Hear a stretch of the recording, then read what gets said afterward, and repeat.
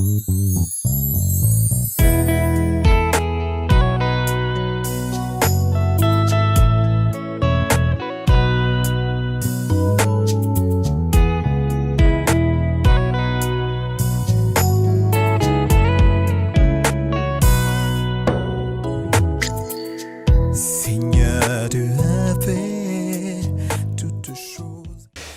dans les Seigneurs, nous vous saluons tous dans le nom glorieux de notre Seigneur Jésus-Christ. Très grande est notre joie de savoir que vous êtes très nombreux pour nous suivre à travers cette émission. Pour ceux qui sont aux États-Unis, qui sont en Afrique, qui sont en Australie, qui sont en Océanie, pourquoi pas ici en Europe. Et nous avons le réel plaisir de se voir sur ce plateau un éminent homme de Dieu qui n'est plus à présenter. Pour ceux qui le connaissent, ils vont se reconnaître. Et pour ceux qui ne le connaissent pas, nous leur offrons l'occasion de le connaître. Ceci dit, je reçois sur ce plateau l'apôtre Roger Banzi, qui est le président en exercice de la pastorale Liaison francophone ici en Allemagne. C'est avec lui que nous allons nous entretenir. Je m'en vais lui dire bonjour, apôtre. Bonjour. Une réaction par rapport aux gens qui nous suivent, un mot gentil, un mot de salutation peut-être. Non, je salue tous ceux qui sont en train de nous suivre. Soyez bénis. Gloire à Dieu. Alors, aujourd'hui, nous voulons également, il est important pour nous de préciser que l'apôtre Roger Banzi est aussi le pasteur ou le responsable ou l'ange de la maison de la communauté, l'armée de l'évangile ici à Cologne, où vous avez l'église avec les membres que vous êtes en train de diriger. C'était très important pour nous ces petits détails, pour ceux qui ne savent pas. Alors, aujourd'hui, sur ce plateau, certainement, vous avez un message pour nous et nous voulons savoir quel bon vent qui vous amène. Il y a un message que je voudrais communiquer aux téléspectateurs, à ceux qui nous regardent, et au peuple de Dieu de l'Allemagne, aux serviteurs de Dieu, et à tous ceux qui ont reçu Jésus-Christ comme étant leur Seigneur et Sauveur. J'ai un message à communiquer à toute l'Allemagne que nous avons une conférence de feu. Une conférence de feu le 27 juin, de cette année 2020. Et nous voulons allumer vraiment le feu en Allemagne, dans le but de stabiliser nos églises, dans le but d'équilibrer nos églises. Parce que les églises et les assemblées sont en train de connaître des vents et beaucoup de problèmes, mais nous voulons, à travers de cette conférence, apporter une lumière au peuple de Dieu et afin de stabiliser les assemblées et les églises, afin d'amener une cohésion entre les leaders et les fidèles, afin que tous ensemble, que le feu descende, afin que nous voyions la gloire de Dieu. Et ça sera où? La conférence sera ici à Cologne, exactement dans le stade Halle de Koivaila, ici à Cologne, sur Parasi, place numéro 1 à Koivaila. Et quelles sont les conditions pour prendre part à cette conférence? Il y a d'autres hommes de Dieu peut-être qui vont venir ailleurs. Est-ce qu'il y a des places qui sont limitées? Quelles sont les conditions en fait? Non, donc normalement, nous invitons tout d'abord tous les serviteurs de Dieu et nous allons leur envoyer déjà à partir de ce mois d'avril, dès le début du mois d'avril, nous allons envoyer les invitations. Et il y a certains qui viennent déjà. Et même ceux qui viennent, nous allons leur donner les invitations pour que tout le monde, nous puissions nous rassembler tous ensemble et puis chercher comment allumer ce feu. C'est vrai qu'il y a des gens, ceux-là qui viennent, ceux-là qui ne viennent pas, il y a ceux-là qui nous regardent de loin, mais nous voulons briser ces barrières afin que tout le monde vienne. Donc nous allons envoyer les invitations. Comment? Au travers de tous nos ministres présidents. Les ministres présidents, c'est ceux qui représentent la pastorale dans toutes les régions. Et le ministre président, ils ont le devoir de sensibiliser, de recenser tous les hommes de Dieu de sa région et leur donner les invitations.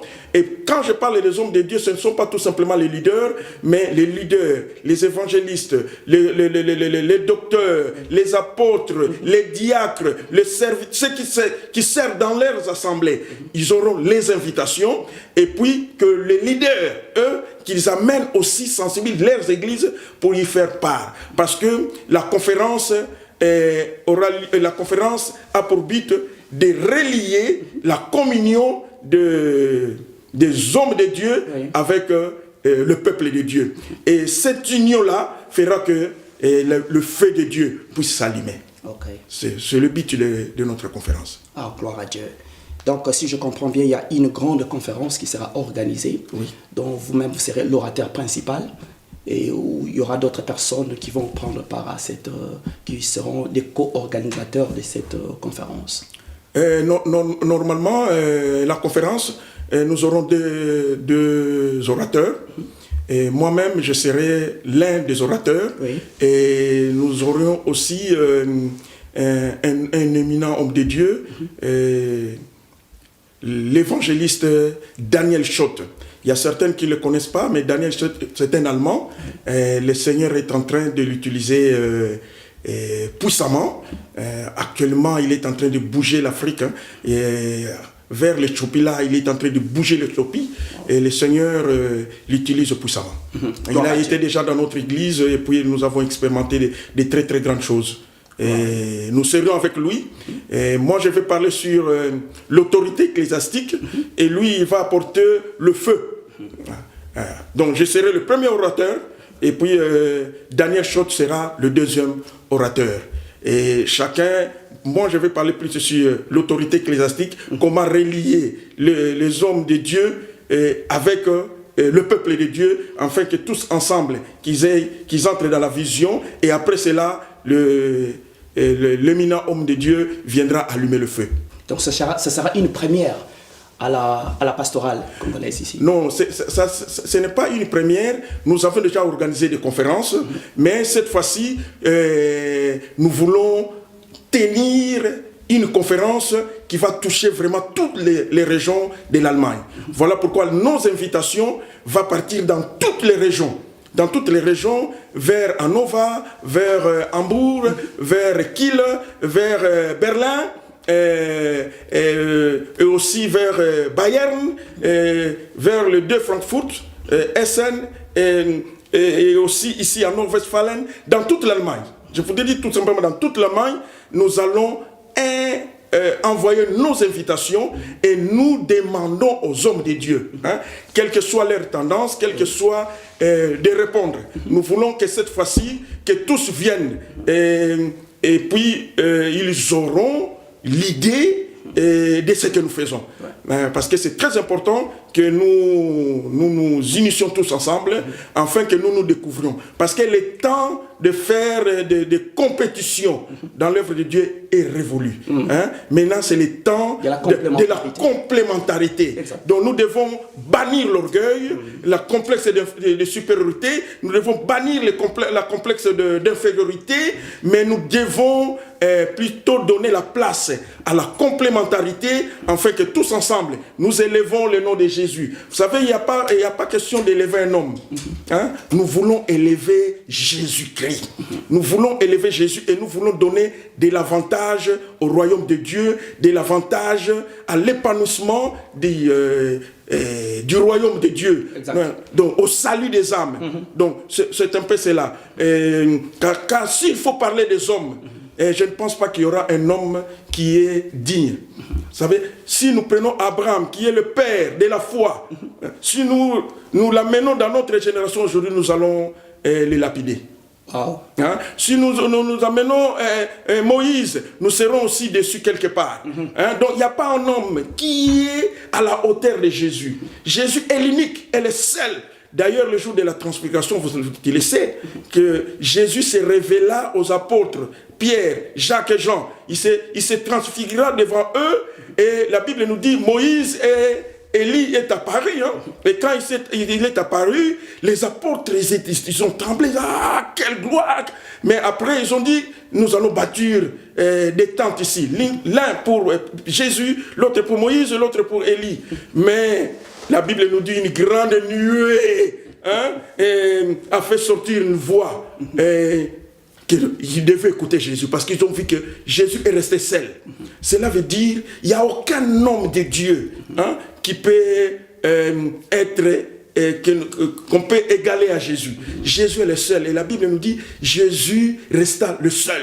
Et les apôtres ont beaucoup appris. Et après cela, le Seigneur leur a dit qu'ils ne puissent pas dire cela parce que jusqu'à ce que le Fils de l'homme sera glorifié. Et quand le Fils de Dieu a été glorifié, ils ont compris. C'est une grande leçon que les apôtres ont reçue ce jour-là, et que Jésus est seul. Vous savez que nous n'avons qu'un seul message, c'est Jésus.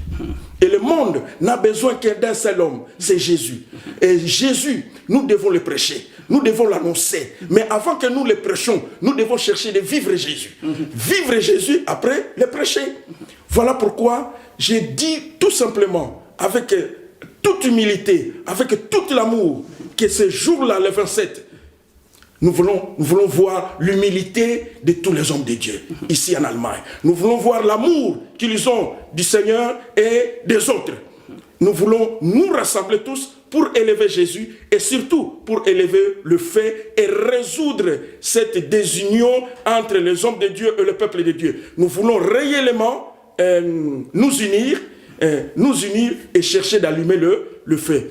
Parce que dans tout cela, il y a des sérieuses difficultés, des sérieux problèmes. Mais que le Seigneur nous aide à vaincre cet orgueil, ce manquement qui affaiblissent nos églises. Et plus les églises sont, chacun reste dans son coin, c'est plus que l'église devient de plus en plus faible. Exactement. Vous voulez mettre tous les hommes de Dieu qui partagent la même vision des choses, qui sont dans la sainte doctrine, qui croient en Jésus-Christ, dont le message reste christocentrique et christocentré. Exactement. Donc Christ est le principal et le message de l'ancienne et de la nouvelle alliance. Donc il s'agit de la personne de Jésus-Christ qui est au centre de toutes choses. Oui.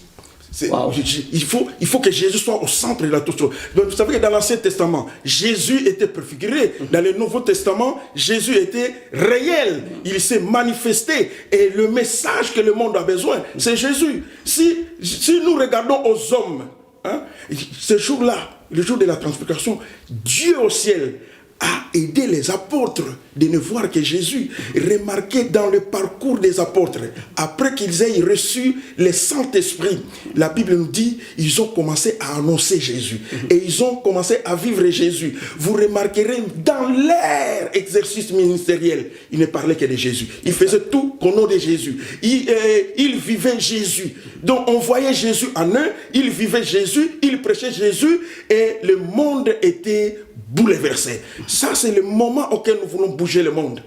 Hein? C'est le moment auquel nous devons annoncer Jésus. C'est le moment est venu, nous devons présenter Jésus. Le moment est venu enfin qu'on voie Jésus en nous. Le monde n'a pas besoin qu'on nous voie.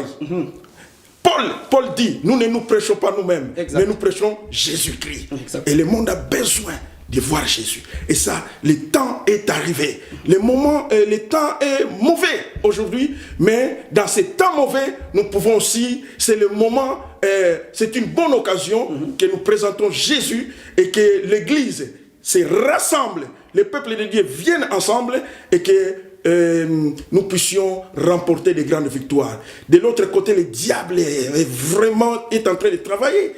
Mais nous, comme étant Église, on est en train d'être divisés. Nous sommes chacun dans son coin. Ça, c'est vraiment une mauvaise mentalité. C'est la distraction. Et ce jour-là, Jésus avait dit ça. Hein? Il a corrigé les apôtres. Quand Pierre a dit, restons ici, bâtissons les tentes, l'une pour toi, l'une pour Moïse.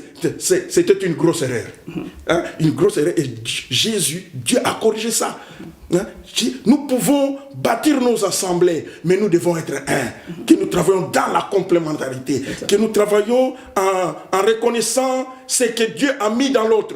Hein? Et chacun a reçu quelque chose de la part de Dieu. De même que nos empreintes sont différentes, et de même aussi, nous sommes particuliers. Et chacun a une particularité. Et dans cette particularité, nous devons travailler dans la complémentarité.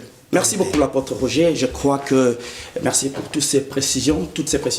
Je crois qu'il y a un homme de Dieu qui a compris, peut-être qui voit la pastorale à distance, qui juge la pastorale à distance. Parce que très souvent, les gens disent que je ne vais pas m'associer avec eux parce que là-bas, peut-être il n'y a rien de consistant, peut-être il n'y a rien de bon. Bon, peut-être vous venez de donner une plateforme où tous les hommes de Dieu, vous invitez les hommes de Dieu de venir, dont l'invitation, elle est ouverte à tout le monde. Donc, les hommes de Dieu, vous êtes invités. Si vous êtes au nord de l'Allemagne, au sud, à l'est, à l'ouest, au centre, donc l'invitation est là pour vous. Approchez-nous, venez, le président de la pastorale est là. Il y a une conférence qui est là. Nous avons besoin de votre contribution. Si vous voyez que peut-être la façon de faire des choses n'est pas bonne, voilà une raison de plus pour vous d'apporter votre pierre de contribution. Je crois, rester en son coin, juger à distance, ce ne serait pas bien faire. Ce serait tout simplement fragiliser l'Église. Or, l'Église a besoin... Le Seigneur a déposé dans la vie de tout un serviteur une petite portion de grâce. Et cette portion de grâce, elle est complémentaire. Si on va les mettre tous ensemble, je crois que ça sera pour édifier l'Église, corps du Christ, dont nous avons besoin. Donc, en Allemagne, le président l'a si bien dit qu'il y aura une conférence. On donne l'invitation à tous les hommes de Dieu. Là où vous êtes hommes de Dieu, venez.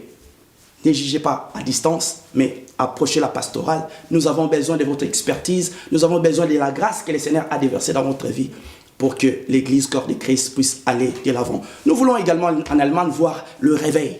Parce que vous savez, Président, nous avons remarqué qu'il y a un vent qui est en train de souffler. En accord avec le livre de Joël, où le Seigneur avait dit qu'au dernier moment, le Seigneur va répandre son esprit aux jeunes.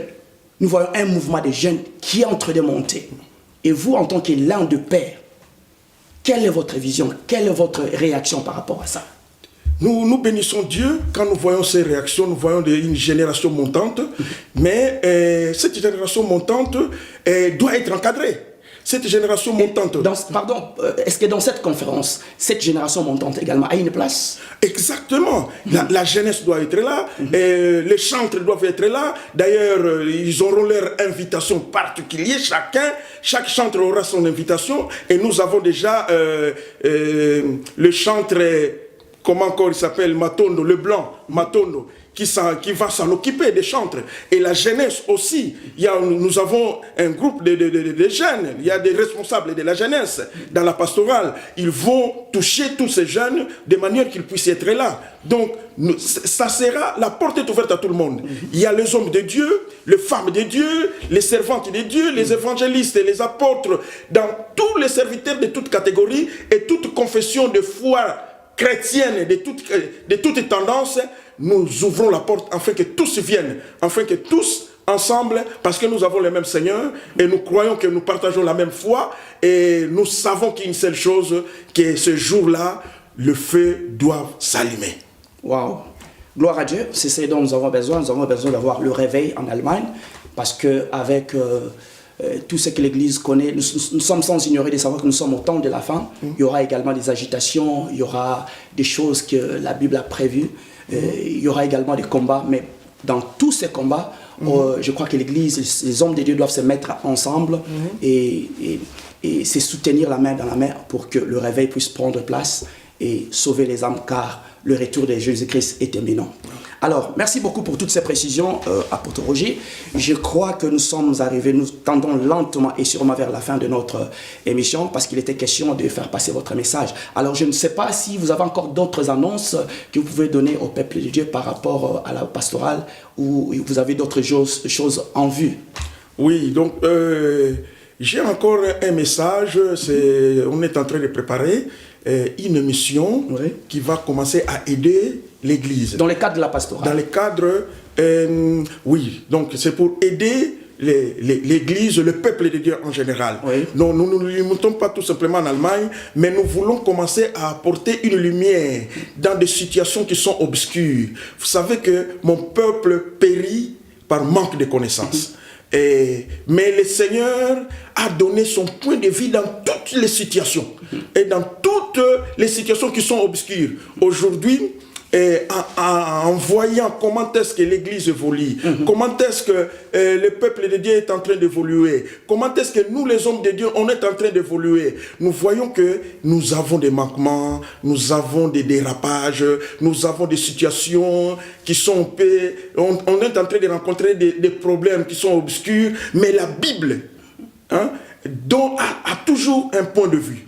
Apporte toujours la lumière. Apporte toujours la lumière parce que Dieu est toujours là pour apporter lumière. Exact. Alors exactement, c'est pourquoi je me suis dit non, je voudrais lancer une émission qui pourra peut-être pas être toujours chaque mois, mais peut-être trimestriellement, une émission qui aura pour but, j'ai dit, l'heure de la vérité. L'heure de la vérité, cela veut dire, puisqu'il y a toujours des situations qui sont sombres, et nous voulons apporter la lumière, la vérité dans toutes ces situations. Donc, je viendrai avec une émission que je dénomme l'heure de la vérité. Mais je ne voudrais pas commencer à animer cette émission seul. Je vais peut-être commencer seul au début, mais il y aura des thèmes que je vais commencer aussi à inviter d'autres serviteurs de Dieu. Toujours dans les soucis de se partager la grâce. Exactement. Comme venons de dire tout à l'heure là, il y a des hommes de Dieu qui ont des grâces extraordinaires.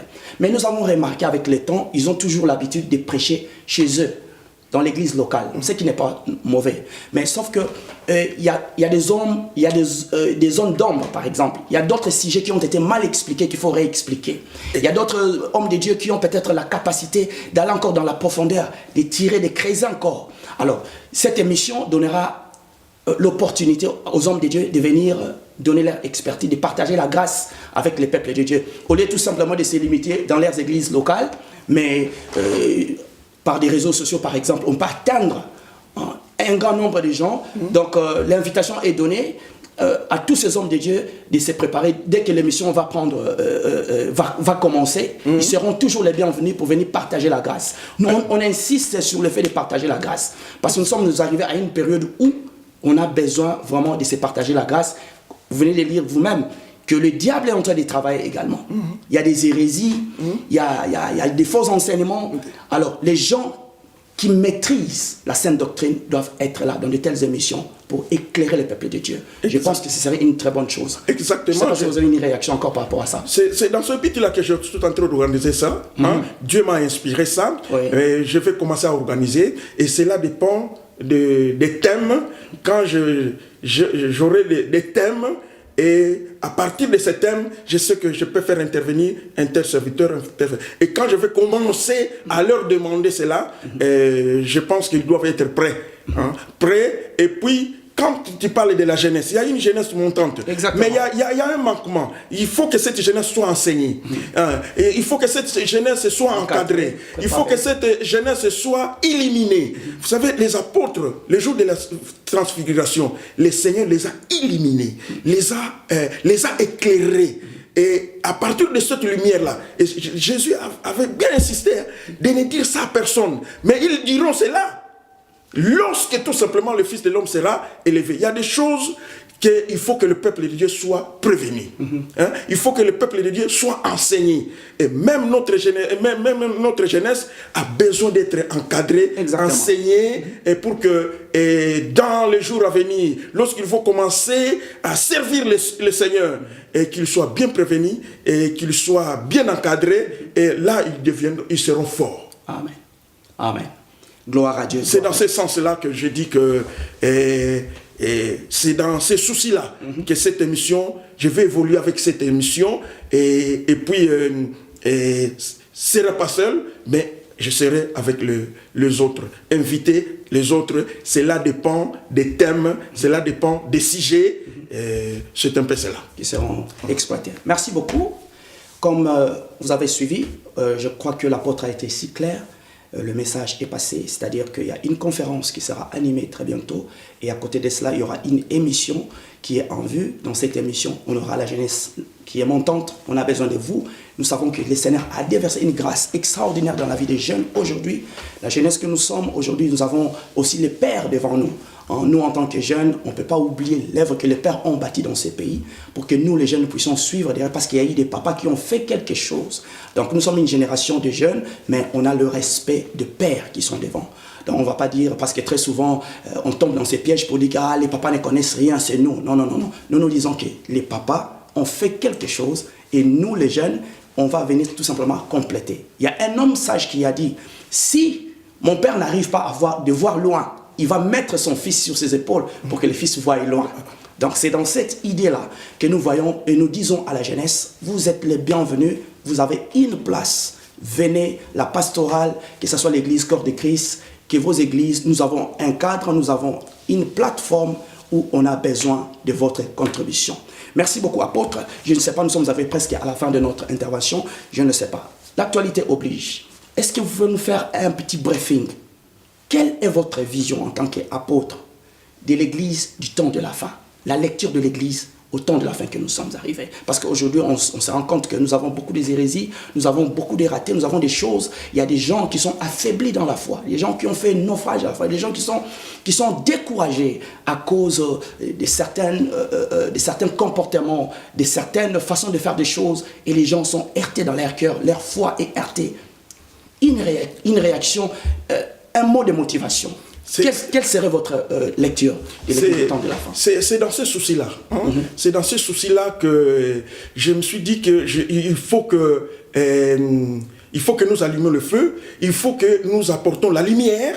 Et c'est dans ces soucis-là aussi que dans les temps de la fin, nous voyons vraiment tous les symptômes, tout ce que Christ a dit à l'égard du temps de la fin, nous le voyons aujourd'hui. Regarde la situation, par exemple, de coronavirus. Ça bat record. Mais ça ne doit pas nous surprendre, nous chrétiens, nous les enfants de Dieu, nous, corps du Christ. Ça ne doit pas nous surprendre, mais ce sont tous les signes du temps de la fin. Mais dans tout cela, qu'est-ce que je peux dire? C'est d'encourager. Nous avons un Dieu, nous avons un maître, Amen. Nous avons en qui nous avions cru. Et c'est celui en qui nous avions cru. Il n'est pas un système, mais il est le Seigneur Dieu, tout-puissant, capable de réconforter, Amen. Capable de défendre, capable de protéger. Malgré le vent que nous sommes en train de vivre aujourd'hui, mais notre Seigneur l'a dit, je suis avec vous tous les jours. Merci. Donc je suis en train d'encourager ceux qui sont tombés, d'encourager ceux qui sont affaiblis, que nous avons un Seigneur. Tournons tout simplement notre regard vers celui qui a donné sa vie pour nous, Amen. Vers celui qui a versé son sang pour nous, vers celui qui est allé à la mort, au tombeau, et qui est sorti du tombeau, et il vit jusqu'aujourd'hui. Donc j'encourage tout le monde, et d'ailleurs, malgré ta situation, ce jour-là, le 27 juin, ne manquez pas. Mais je voudrais vous dire tout simplement, même à Saint-Instant, tu es découragé, relève-toi. Tourne les yeux vers Jésus. Amen. Comme les apôtres, ils n'ont vu que Jésus seul. En voyant Jésus, et les choses vont changer dans ta vie. Et non seulement dans ta vie, dans ton ministère, dans ton foyer, dans tous les aspects. Le Seigneur est là pour réconforter quelqu'un. Merci beaucoup. Voilà, si c'est suffisant, nous allons mettre un point final à l'émission de ce soir. Et nous vous disons encore merci beaucoup. C'était pour vous l'apôtre Roger Banzé, qui est le président en exercice de la pastorale Luson francophone ici en Allemagne. Et nous précisons également qu'il est le pasteur responsable de l'église l'armée de l'évangile ici à Cologne. Je voudrais ajouter quelque chose. Oui, je vous en prie. Dire quelque chose pour le pasteurs, les hommes de Dieu, oui. Les servantes de Dieu qui sont déjà dans la pastorale. Yes. Ne manquez pas de contribuer votre contribution dans le compte bancaire de la pastorale. Oui. Donc c'est déjà important, déjà qu'au moins vers la fin de ce mois, que tout le monde puisse déjà s'acquitter de cette responsabilité. Parce que à partir du mois d'avril, nous sommes déjà en action pour la préparation. Alors cet argent déjà doit nous servir pour s'acquitter de certaines factures, arranger toutes les choses convenablement.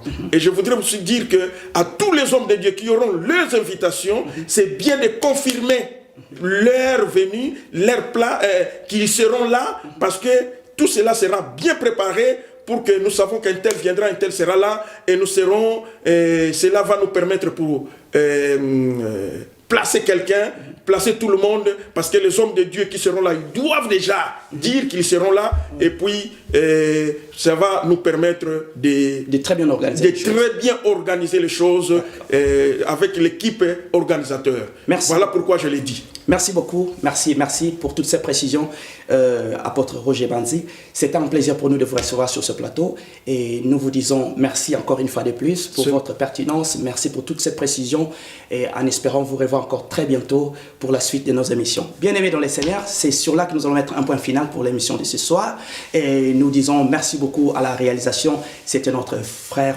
bien-aimé Roger Limbaya qui nous a aidés à la réalisation. Et bien, moi également, votre humble serviteur, Kalis Njate. Et nous vous disons merci pour la suite de nos émissions prochainement. Merci beaucoup. Que le Seigneur nous bénisse.